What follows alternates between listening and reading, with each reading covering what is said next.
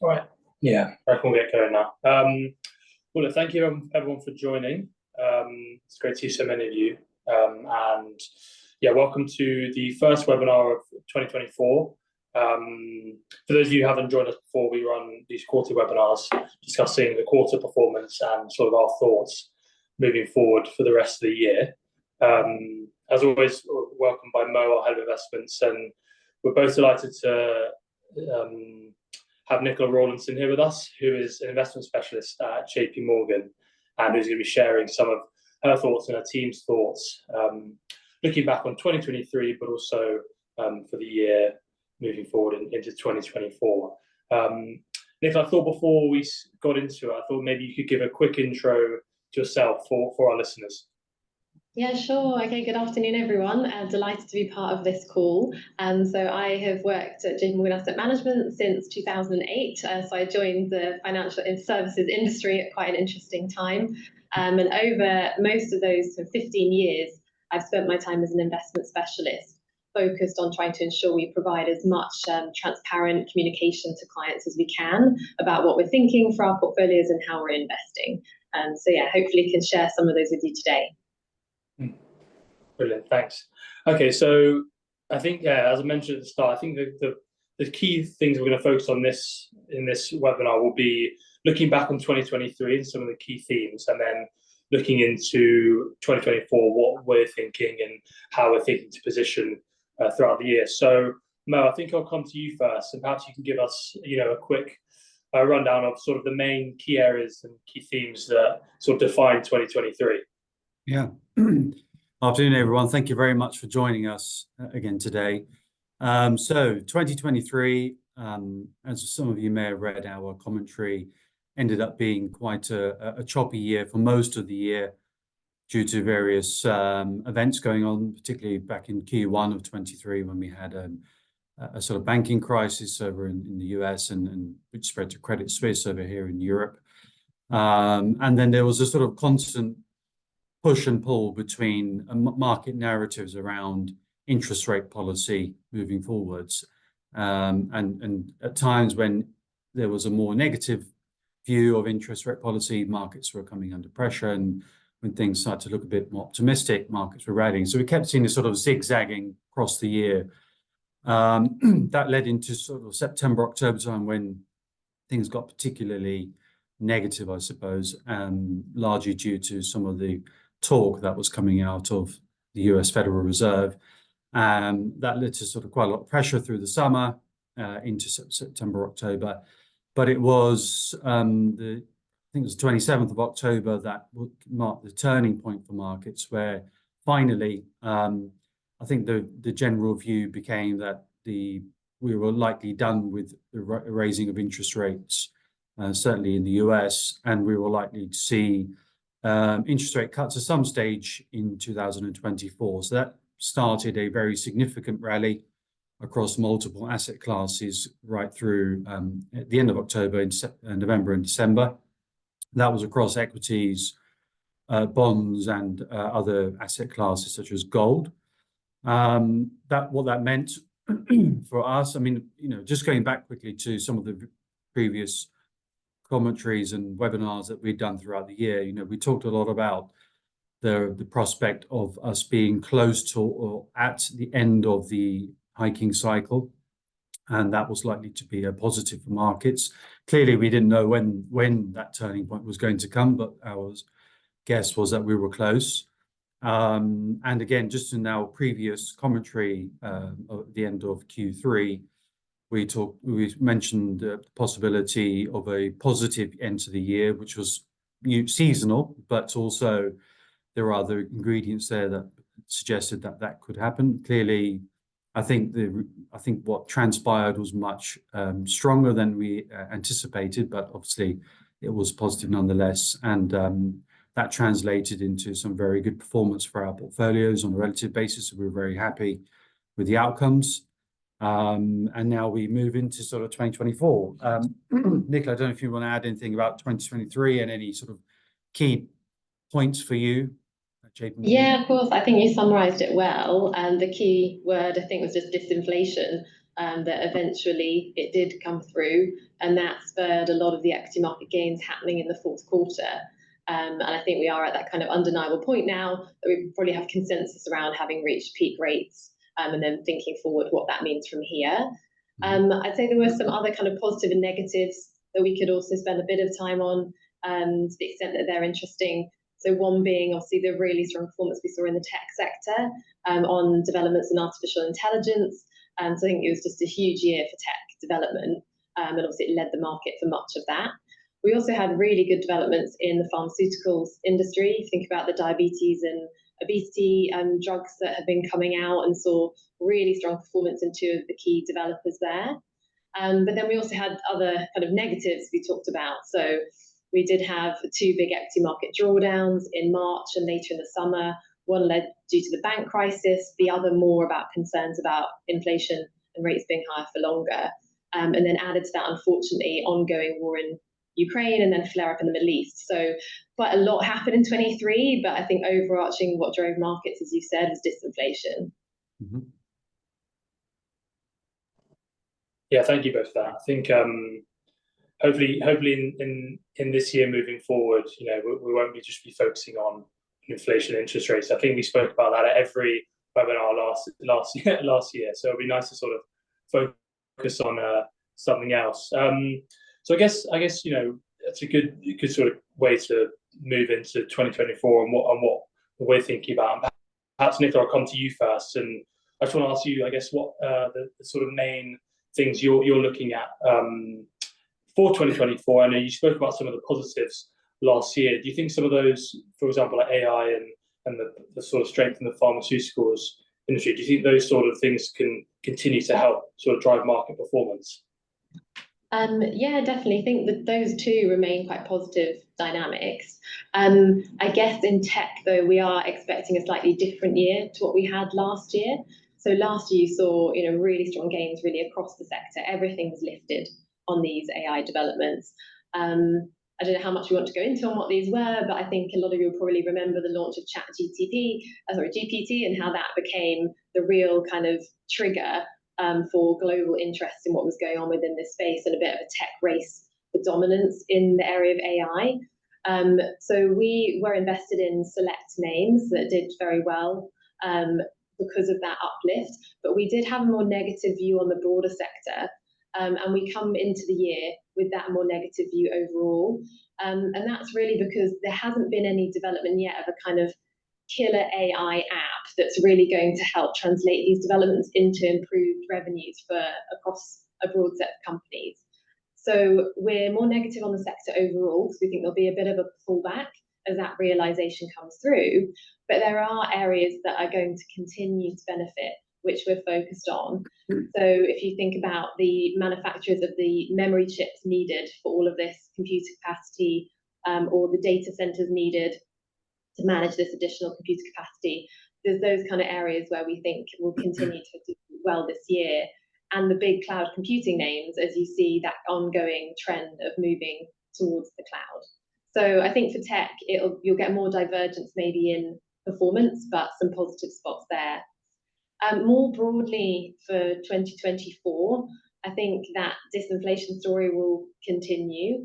We're maybe slightly more cautious on it than the market. There's been talk of this immaculate disinflation, where you get this continued trend down.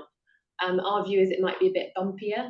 So what's often called like the last mile on inflation, if you think about it like the last mile of a marathon, probably a slower time, or it was for me, than your previous miles.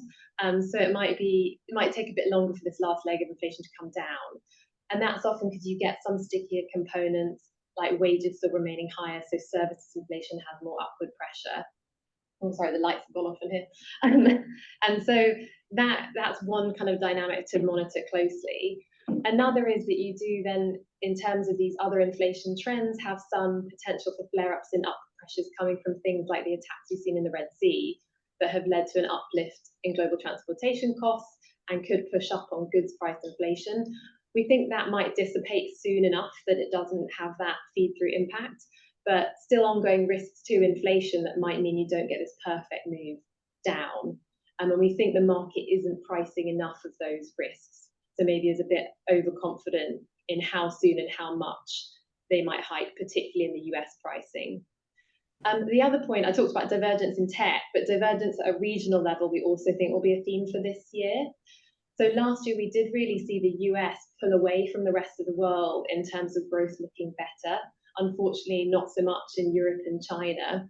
And for the US, we think that's probably seen kind of max divergence last year and might start to plateau, and even the US could catch down. But for now, at least for the coming months, the story is US growth does look better than the rest of the world, and that's something that we can play into. I'll pause there. Happy to talk more about Europe, China, and the rest of the APAC region, but keen to also hear if Mo has counter views or is thinking similarly. Interestingly, we're on a very similar page. So with regards to, just quickly on AI, because we actually did do a webinar on AI about midway through last year, given obviously all the hype that was going on at the time. Yeah, and I think our research suggests that, you know, the actual adoption and implementation of AI through the corporate world will probably take a bit longer, or a lot longer than the markets are sort of currently pricing in. And so we think there's probably going to be a degree of normalization in sort of valuations in some of those companies that have done exceptionally well. And we'll probably see the benefits of AI over the coming years. But, you know, I don't think it's going to happen overnight. And on the US dominance, so yeah, again, you know, probably because it's attached to that, I suppose, you know, the big seven names, or the Magnificent Seven as they're referred to, which did exceptionally well. I think collectively the seven did returned over 100% last year, and they make up a big chunk of the S&P 500. So naturally, I think, you know, if you're expecting some of those names to sort of give some gains back, we're in the camp that we're not sure the US will be as dominant as it was last year going through 2024. And we think, you know, we've talked about this as well in the webinars about and our commentaries around just ensuring that we've got sufficient diversification in the portfolios, certainly from a geographical perspective. So yeah, we focus very much on that and trying to ensure that we've got a good spread. So we've got a, you know, good chunk of the US, which I suppose helped us last year, and we did, as I mentioned, relatively well. But it's just trying to make sure that we have some other areas in the portfolios, and certainly some geographies that perhaps haven't done as well and offer some good value. So yeah, that, I suppose in a nutshell, is high level how we're thinking about, let's say, the equity markets specifically. Yeah, and Nikki, you mentioned Asia and emerging markets. I think that's an area we too sort of have a more positive view on. I think, especially after last year, you know, the disappointment of the China sort of growth story not happening, you know, at the start of 2023, I think a lot of people were sort of disappointed with how markets have performed there. Myself and Mo, you know, we both feel that China has sort of, given the current valuations, has sort of a positive sort of trajectory from here. But it'd be good to hear your thoughts on China specifically, and then also Asia as a region, and perhaps some of those smaller Southeast Asian countries as well. Yeah, sure. I'm afraid I think I'm a little bit more negative on China than you guys are, but good to have these debates. So I think we're not as negative as we were mid last year, when you might remember it was over the summer months that China data was disappointed across the board, and that led to significant derating in Chinese related assets. Since that point, we've had some more mixed data out, and we've seen some much bigger and more targeted stimulus from the Chinese authorities than you had previously, which are really targeted at trying to support the property market. Why that's the case is property prices have been in decline, particularly outside of tier 1 cities, and about 70% of consumer wealth is tied up in property. So consumer confidence is at 20-year lows. Really plummeted because you didn't get much fiscal support during COVID, and then you've had this dynamic in the property market. So we think we need to see a recovery in consumer confidence in the property market for that to look more positive from here. So I'd say not as negative as the lows of last year. The stimulus might do more. Unfortunately, there's loans and credit coming out from all of these stimulus measures, but there's not enough demand. So people don't want to buy mortgages. Businesses aren't taking out loans. So we'd really need to see that credit data start to turn to see more appetite coming through. Having said that, there is a kind of one pocket that's really driven by the Chinese consumer that we still think looks positive, and that's the luxury end. More on a long-term basis, where you see increased growth of the middle class, and China is a huge consumer of luxury items. They haven't had a great year in 2023, these luxury names. We've had a few earnings downgrades, but we can continue to hold some of the names that we like, and think we're at a nice point now, actually, where at this level, you see a more attractive runway. So I'd say with regards to China, we're playing it very selectively as one of the key drivers of the luxury names that we own. More broadly outside of China, we are a bit more positive. So elsewhere in the Asia-Pacific ex-China region, we did have a more positive 2023, really helped by tech exports. So linked in with all the discussion we just had on AI and greater demand for memory chips, for example, that really helped exports out of South Korea and Taiwan, and that held up the region. So for much of last year, when we talked about our overall view on Asia Pacific ex China, we were talking about recovery, and that continues into this year. Japan has also been looking relatively good versus other developed markets over the last year. We've started to see domestic demand coming back, and we think the Bank of Japan might be able to move away from negative interest rates later this year. So the story there is a bit better as well. Mo, any thoughts on? No, just to, I suppose, elaborate on the China bit. I think the view we've taken is that, and it's a little bit like, I suppose, last year, in you know, we decided to remain invested, fully invested. And the reason is because whilst we thought that the end of the hiking cycle was going to come at some point, we just didn't know exactly when, and we didn't know when that turning point was going to come in market. So by staying invested, that enabled us to sort of fully participate in that year-end rally. And I suppose it's a little bit like China at the moment, where, you know, it's been under pressure for a couple of years now, and I think the actual Chinese market is more than halved from its peak. I think a lot of the negativity, a lot of the negative news is obviously well telegraphed and therefore reflected in prices. And I think the view taken is that any less negative news is likely to be a positive trigger for the equity markets. So therefore, we've decided to remain invested. Again, not knowing when that point is going to come, but when it does come, it will probably be quite quick and of a reasonable magnitude. So yeah, that's to sort of elaborate a little bit on the China exposure. Yeah, and I think it's also important to sort of make people aware that sort of our China exposure is through sort of actively managed funds. So the portfolio managers who we invest with are taking the decision to either invest or divest from China. So we don't have any a China-specific fund, but we do have, on a look-through basis, within our through our active managers, we do have exposure there. But as you said, it's had a tough year last year. I think another region that people often ask about because of how well it's done previous years is India as well. Nicola, do you guys have a particular view on India, and perhaps you'd share that? That'd be great. Yeah, sure. So yeah, from a cyclical standpoint, India had a better time last year.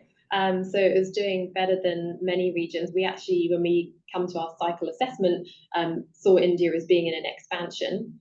And it was the only country, I think, at one point in the world that had PMI, so Purchasing Managers Indices, above 60, which really means expansion. So it was quite a positive cyclical backdrop, and that actually supported being long the currency for a while as one way that we could tap into it. In terms of other exposure there, it's more in the long term. So we're also quite positive again on the growth of the middle class in India. So similar story to China, but in India, we're playing that through exposure to a few banks that we think are doing well at capturing that new set of people who are earning enough money to then set up bank accounts, take out financial products, and that's supporting growth for some of those banks, not the state-owned banks, but more the private ones. So that's a nice, I think, long-term story where we continue to hold exposure. Yeah, I think sort of a common theme we hear from managers and sort of commentators more generally is the sort of valuations that India trades at, and people often say it's quite expensive. And I guess, do you share that view? And I guess you kind of made the point there, by being selected in the region, you can sort of identify the companies that are trading at better valuations. Yeah, exactly. And for us, it's also about the macro driver. So we're trying to identify these long-term secular trends that we think have significant size opportunity in terms of the size of the market of that trend, and then where we think we can identify the winners, because there's enough competitive dynamics that there will be some kind of standout performers that can deliver really high returns. So that's why we're more selective and not looking at it on just a broad market basis, because we think we can generate better alpha by being specific in that area. Yeah. Okay. An area I realize we haven't spoken about yet, which might be of interest, is the UK, which is quite an unloved region as well, and trading quite cheaply. Mel, maybe I'll come to you first. Your thoughts on the UK, as a region. Yeah, look, I think recent data suggested that the growth picture wasn't as bad as people expected last year. Again, the Bank of England are, going to be on a similar path to the US Federal Reserve, not exactly the same, because our inflation levels are definitely higher than they are in the US at the moment. But at some stage, the markets are starting to price in interest rate cuts in the UK as well. So that potentially could be, a favorable backdrop to get things moving. But yeah, as you say, ownership of UK stocks on a relative basis, certainly on a global stage, is low and has been falling, and we've certainly heard that even from our peer group in the UK as well. They've been steadily decreasing their allocation to the UK in favor of other markets. That's meant that there's some very, very good opportunities in the UK, lots of value around, and I certainly don't think it's one to be written off. So we've maintained a reasonable allocation to the UK markets. And again, just thinking about the portfolios in aggregate, that we've got a good chunk of exposure to the US, which is, on that probably more expensive than most of the rest of the portfolio. And then it's just trying to counterbalance that with markets that are showing, better value. So, for example, the UK and China and other parts. So, yeah, I think the UK could surprise at some stage on the upside, and that hopefully will bring some flows back to the UK markets. I think we're not dissimilar on the UK. Like, we've got the disinflation trend coming through. Wasn't quite as fast as in other regions. We have weaker growth, so relative to the US, not really looking as good. And the Bank of England's been quite hawkish. Probably more so, obviously, recently than the Fed, and maybe a bit more so than the ECB. So in terms of what we see for pricing in markets, I think the first kind of rate cut is now being priced for May, and about 1.3% of cuts priced for this year. That could be about right. It's increased on the back of the increases we saw in the US, part of this kind of global expectation now of central banks starting to move towards easier monetary policy. But for now, the way that we're thinking about the UK is disinflation but weaker growth, and playing into that growth divergence versus the US. That's where we then decided to be short sterling versus long the dollar as a way of playing into that relative view. There obviously could be some volatility around election later in the year. Once the date is set and things start to become a bit clearer, that will kind of help us form more of a view. I think we're expecting a bit of a maybe bumpy spring budget to try and give lots of gifts ahead of that. But kind of beyond that, we haven't really thought about how we'd invest in it at this stage. So it's more just playing that weak growth view versus the US. Sure. Okay. And another point I was going to come on to was politics. You referenced that we've got the election later in the year. Over the weekend, there was an election in Taiwan. Maybe, Nick, I'll come to you on this first. Just how do you guys view, because this year, I think there's something like 40 elections around the world. So how do you guys view the volatility that may come from those sort of events? And how do you sort of think about that and try to manage that? Or can you manage it? Yeah, it's a great question. So I think, I can't remember, I read some stats, 40 to 60% of GDP is going to polls. It's a huge election year. The biggest one, obviously, being the US. For us as UK-based people, the UK election is pretty significant. But the US sort of global stage is the main one that we'd be thinking about. We do kind of consider elections in most of the major countries and regions we'd invest in. Some of them might be kind of non-events, and in terms of the outcomes aren't going to considerably impact our portfolio. Others, we might decide we have a particular view on how it's going to unfold and actually want to skew the portfolio towards that. Or there might be ones where we're kind of skewed for our central case, but the risk of the alternate scenario is big. And then we might think about hedging that particular risk. So I guess the framework I'd comment on is like, what is the nature of the event itself? What's the impact on our portfolio in a central case and a worse outcome? And do we need to hedge it or want to hedge it? How expensive is it to hedge it? So that's how we'd think about the portfolio setup over those events.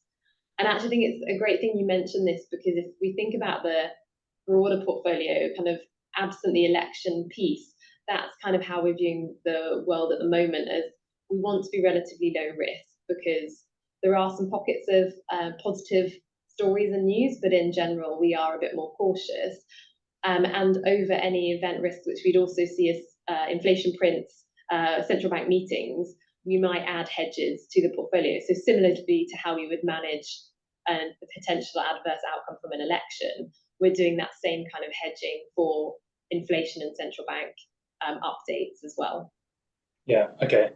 Thanks for that. Mel, I'll come to you the same question. I mean, obviously, unfortunately, we can't be as nimble as you guys can, Nicholas. So how are you thinking about sort of this year in terms of elections and perhaps geopolitics, more broadly? Yeah, I think just thinking more broadly, I suppose, because clearly trying to plan ahead of elections can be quite tricky from our perspective.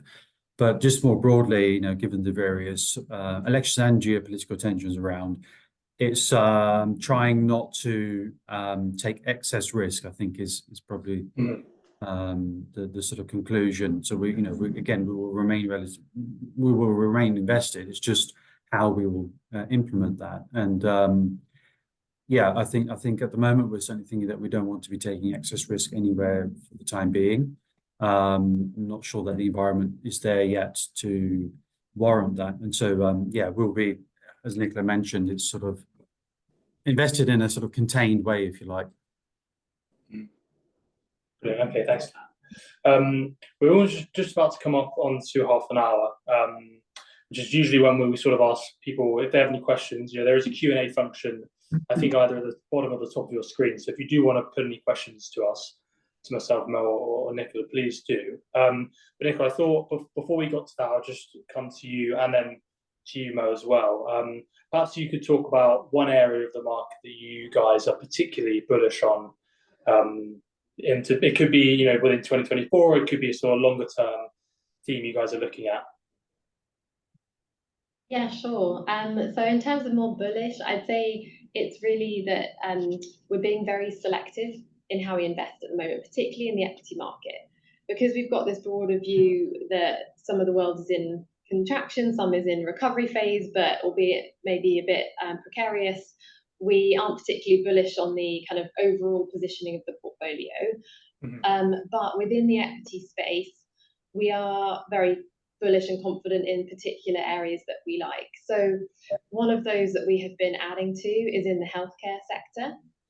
So various strands of healthcare that we think about investing in. One is pharmaceuticals, and I mentioned the development of this diabetes and obesity drug, and that really helped the two big producers do very well last year. We still think that there's more runway in that, as potentially we see in more take-up, more applicability, even as there's discussion of how this could also help with other diseases. So that's one area that we are invested in healthcare. Another is biologics. So we're seeing 60% of healthcare innovation spend in the biologic space.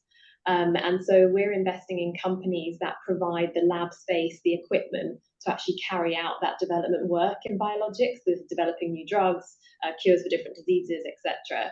And so that's another area where we expect to see more and more growth going forward as you have increased spend of the healthcare sector directed towards biologics. So I'd say that's one area of interest.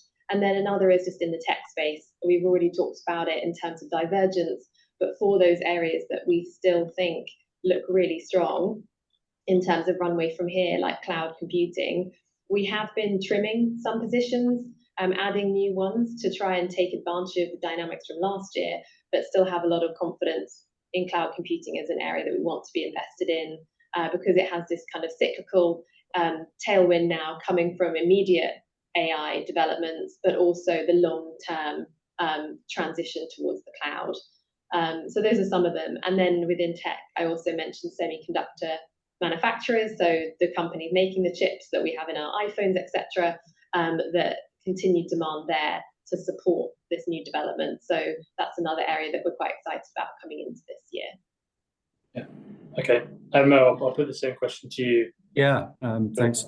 So just to, I mean, look, we share some of those views. So it's just to offer something slightly different. I appreciate that we talked a lot about macro and equity. So outside of equities, we are positive on probably gold being the most.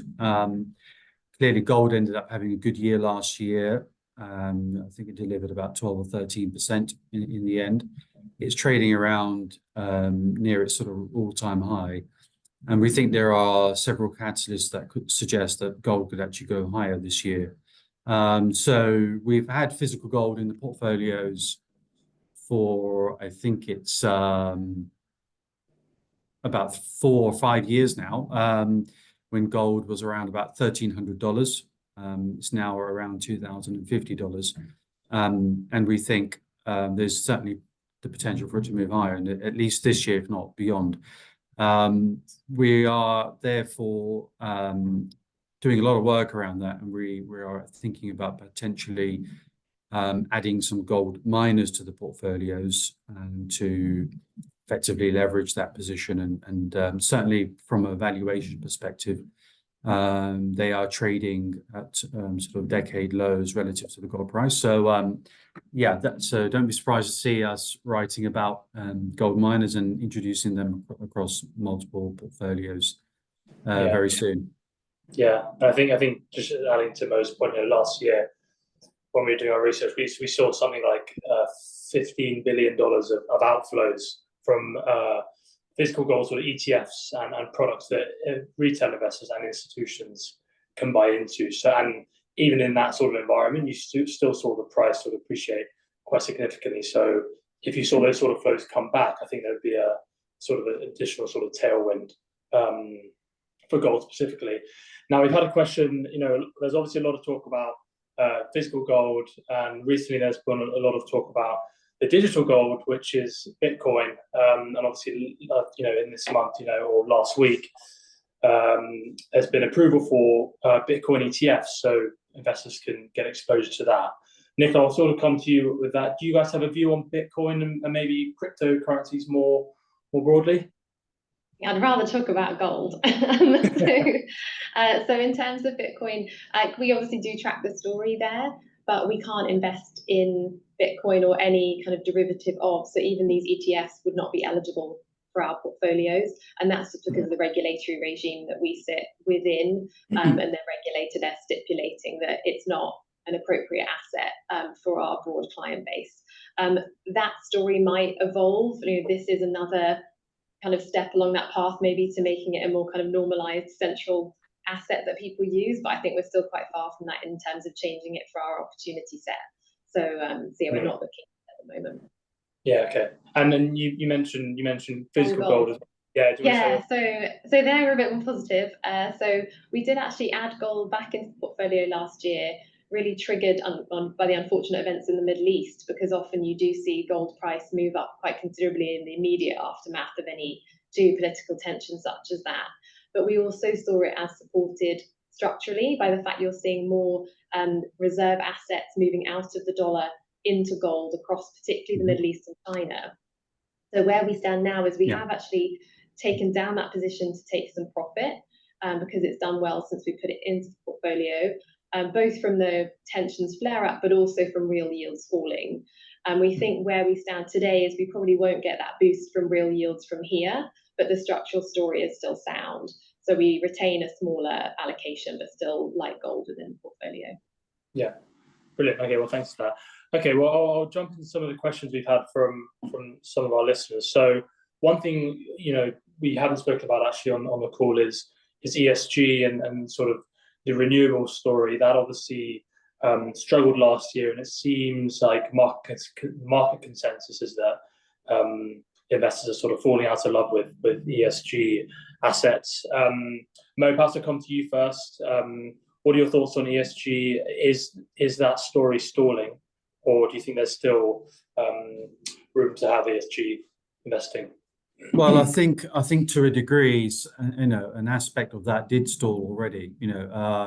We had the pressure from bond yields going through, certainly in the summer, that put a lot of those stocks under pressure. But also, I think we may have mentioned this before in writing, in that some of the offshore wind developers, for example, came under pressure, largely due to lack of sort of government support, due to rising input costs, the renewed interest in hydrocarbons and fossil fuels off the back of the Ukraine war. So there's been a sort of confluence of factors that have put ESG and certainly the renewable sector under pressure. But ultimately, I think the long-term trend is still very much there. It's just that at the moment, I just sort of see it as a short-term blip as we sort of deal with the new factors that are at play from a sort of macro perspective. But ultimately, long-term, we've got to transition. That has to happen. There's lots of, we had COP28 recently and renewed pledges around achieving net zero by 2050. So I think the story is still very much there. It's just what's your time horizon, I suppose. Mm-hmm. Yeah, okay. Nicola, yeah, perhaps you could share your thoughts as well. Part of the stall is regulation, particularly from our perspective with SDR, kind of giving clarity only in the last few months. And I think some investors have sat on the sidelines waiting for that to come through before looking at investing in more ESG, sustainable centric portfolios. Although that has stalled, I think one positive, at least, is across most of the industry, the baseline on ESG has moved higher. And so even in non-ESG funds, I think there's more discussion and consideration of ESG issues for corporate and sovereign investments, probably more so on the corporate side across industry. We are trying to look at it through both lenses in all of the investments that we make. I think then it's always been there, especially the G element that really can drive shareholder value. But the ESG focus is still there. I'd say it's just taken a bit of a back seat because some less ESG friendly sectors did very well years, and I think then ESG portfolios maybe underperformed where they weren't owning them, and then we've had still waiting for regulation to come through.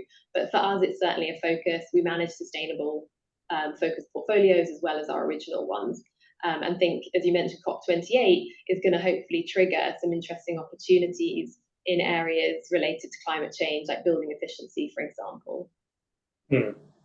Thank you for that. Yeah, and perhaps maybe on the theme, we've had a question on sort of biotechnology. Nicola, you spoke previously about some of the areas in healthcare, longer term trends that could be beneficial, and you spoke quite positively of that. The question specifically was, is biotech a buy? And what would your sort of answer to that be? Yeah, I guess, we are selectively investing in it. So to that extent, yes.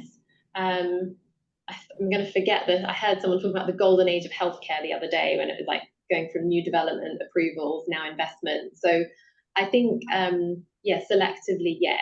However, the way that we think about investing in this space is it's actually very binary outcomes to invest in biologic development itself. And so if you invest instead in support companies, I mentioned the ones that have like the lab space, or the kind of picks and shovels that you need to do this development, that's the area that we're focused on, because there's a clear increase. But for focusing on specific areas, it's a bit more high risk, and I think there you need probably more kind of selective expertise and willingness to take that risk. Okay, thank you. question on sort of related to valuations and the US market specifically. Given the sort of the narrow market we saw last year in the sense of the Magnificent Seven, drove markets quite strongly. Mo, I'll come to you with this one. Does that suggest that there's a bubble, given that the market is being driven by these such few number of companies, and perhaps you could also discuss the diversion that you've seen between the performance of equities and fixed income as well, and whether that suggests we're in a bubble as well. Yeah, look, I think I mentioned it earlier that some of those gains that we've seen in certainly companies like Nvidia, I don't think you're going to see that in the same sort of magnitude. And actually, if anything, you'll probably give some of that back as the markets come to the realization that we're not going to adopt AI overnight. So yeah, I think there's going to be, some of those valuations they will need to see earnings grow into them. So I don't know about calling it a bubble, because there's definitely strong revenues backing some of those companies and valuations. But I think what you might end up seeing is a broader move in markets. Whenever the next sort of move comes, it might not just sort of be concentrated in a very narrow range of stocks, and you may see a slow broadening out, and that might not necessarily happen in the short term. That might be sort of slightly sort of 1 to 2 years plus, where other parts of the markets that have just generally lagged start to recover and sort of close that ground. And then in terms of equities versus bonds, yeah, look, that's I think it kind of depends, I suppose, on what part of the bond market you're talking about. And at the moment, given the backdrop around the potential for interest rate cuts, we remain positive on bonds, certainly government bonds with a degree of duration risk in them. So we've built up a good level of exposure to those types of bonds and have maintained that, and probably will do throughout this year, as we will hope to see some interest rate cuts come through. After that, the chances are that I think we'll probably take that allocation back down. So I think on a long-term basis, we're probably much more positive on equities than we are on sort of most parts of the bond market. So I appreciate others might say that high yield looks particularly interesting, but for us, certainly on looking through 2024, we'll probably continue to favour equities. Okay, thanks, Mo. Another question's come in about emerging markets, Nicholas, particularly one we didn't mention, which is Latin America. Had quite a strong performance last year. Do you guys have a view on that region? Yeah, we do. So with emerging markets, when we track it from a cyclical perspective, so thinking about current economic conditions with a 3 to 6 month view, EM doesn't tend to move as a block in unison. So we focus in on particular countries where we might have an opportunity set that we can take advantage of. One of those is Brazil. And so it was kind of similar story to India, in maybe not as positive some ways last year. So actually had fairly positive growth backdrop.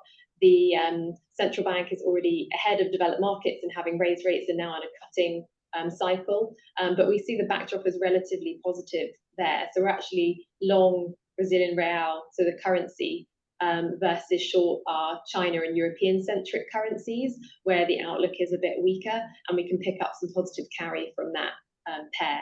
So that's the only exposure that we have in Latin America at the moment. Okay, thank you.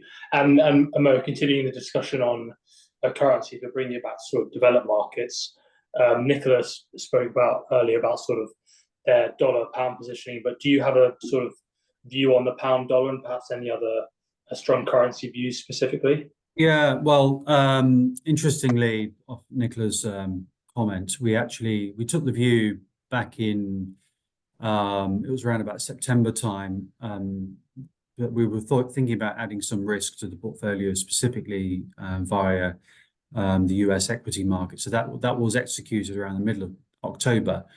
But we felt that we were slightly concerned about the currency element of it because it appeared that the US Federal Reserve was maybe a bit more dovish than the Bank of England. And therefore, we decided to hedge that risk, which ended up working very well because what we ended up seeing was the pound appreciating against the dollar over that time frame, certainly through the remainder of the quarter. So by hedging, that just meant that we captured more of the US rally and weren't held back by currency effect. So I think that might be a theme for the next, for the short term at least, and that the US Federal Reserve might continue to be a bit more dovish than the Bank of England, and so we may continue to see dollar weakness relative to the pound. At least the short term. Clearly, longer term, it's quite hard to sort of make any sort of currency calls, but the short term, at least, that's what we're thinking. And then, yeah, I've just seen another one. I'll quickly answer about the yen. So clearly, it's been under pressure for quite a considerable period of time. Eventually, the Bank of Japan will normalize policy.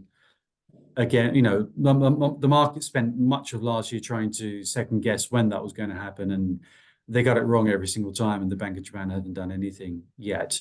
But the normalization will come eventually, and that is likely to lead to the appreciation of the yen against the dollar. And so again, who knows when that's going to happen?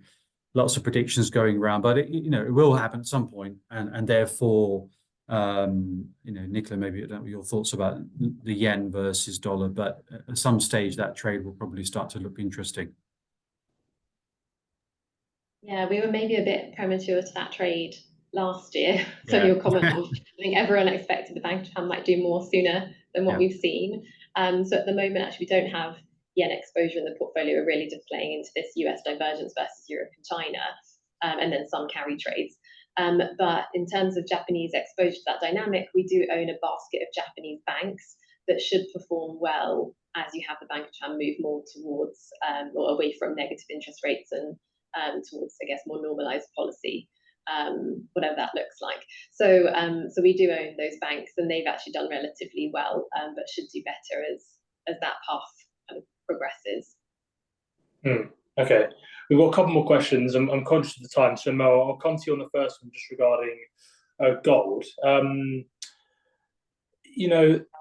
I think traditionally gold is seen as an inflation hedge, and there's discussion that it should track inflation over the long term. But clearly last year and in 2022, it probably didn't perform as many people expected. What are your thoughts on that sort of idea that it isn't sort of tracks inflation and is a hedge? And is that a sort of concern that it isn't sort of following what is perceived as sort of traditional characteristics? Yeah, no, I think Nicola touched on this earlier about when she talked about gold positioning and specifically real yields. So I think it's real yields that you really want to be paying attention to. That typically is how gold reacts. What gold reacts to. There was some commentary though recently suggesting that relationship had broken down in the short term of real yields and gold, and no one actually, I think, has come up with a reasonable answer just yet. I've read a few views, but I can't see anything meaningful. So there is definitely in the short term at least a bit of a disconnect, but in the bigger picture, normally it's real yields that drive the gold price. Nicola, I don't know if you've got any sort of additional comments about the sort of shorter term real yields versus gold. No, I'd echo that, and that's why we did well being invested in gold towards the end of last year. But just the comment I made before of that may not be such a boost to gold from this point. So you could still have that positive structural driver, but we're not expecting another big leg down as we've just seen in real yields. And that is the main thing that we'd be watching as a potential driver, at least on a cyclical basis. Yeah. Okay. Thank you, guys. And just one final question.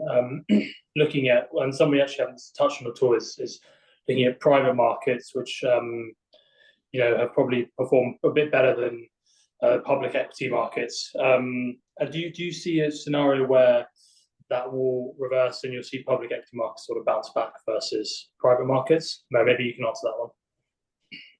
Yeah, I was actually going to say maybe Nicola would like to say that one because, yeah, look, I think I'm guessing JP Morgan will have more insight into sort of private versus public. There's been lots of news around the private markets and the level of money that they've taken in, certainly private debt. And yeah, I think maybe more because of the way private assets are valued. It's not a sort of daily mark to market, or not even daily, but intraday mark to market method as it is in public. So, you may well see that your private portfolio hasn't moved as much as your public sort of down. It's not to say that those companies haven't struggled as much. It's just that they're just the way they're valued. It's a lot less frequent, I suppose. But yeah, there's been a huge amount of money flowing into the private markets. Whether they'll be able to deploy all of that, I don't know. Yeah, I probably can't say much more than that. I think maybe Nicola, I don't know if JP Morgan have got sort of more insight into public versus private. Yeah, for sure, and probably more than I can share, because to be honest, I don't look much at private markets. We're quite focused on the public side, especially in our portfolios. We can't tap into private markets, but we certainly have quite a broad offering across the alternative space. I think it has been quite popular again in this higher inflation environment, where people were looking to still generate good levels of return or yield over cash. So there we have seen a lot of focus on areas like transport, infrastructure, etc. And now private credit, as you say, is another area that people are focusing on more. So there, I think it's more about your investment objectives, how long term you are, and how willing you are to kind of often lock up your money for longer. But I think there are some really interesting opportunities within that space, but it's quite a broad space to talk about. In terms of whether like public equity bounces back as an absolute question on its own, I'd say we're not so confident that we'll get a broad bounce back. I mentioned being very selective, because if we look at like consensus expectations for earning per share growth, they're quite high at the moment, more in line with an expansionary environment, not one where you have some of the risks that we've discussed on this call. So I'd say there we think that actually valuations look quite stretched in a number of places, and so that demands being more selective in how we invest within equity. Okay, thanks for that. I guess another point on the private market is, especially in the UK, there seems to be a lot of policy noise about support for that market, given the pressures that sort of the UK is facing. Whether that actually sort of materializes is another question, but there's a lot of sort of chatter around sort of certain fund structures which can support these sort of investments. I know me and Mo have sort of spoken about that in the past with some other groups. But yeah, okay, well, look, those are all our questions. I think sort of given the time, I think it's probably good to wrap up. So I'll just say thank you to Mo, as always, and Nicola, thank you very much for joining us. It's really great to get your guys' insight and hear some sort of interesting thoughts from you guys. Well, this webinar is being recorded, so if you do want a copy of it, we will send it out to you guys. But with that, I'll say thank you, Mo, and thank you, Nicola, and thank you guys for listening. Thank you. Well, thank you very much, Nicola. everybody. Thank you very much for joining. Thank you. Take care, everyone. Thank you.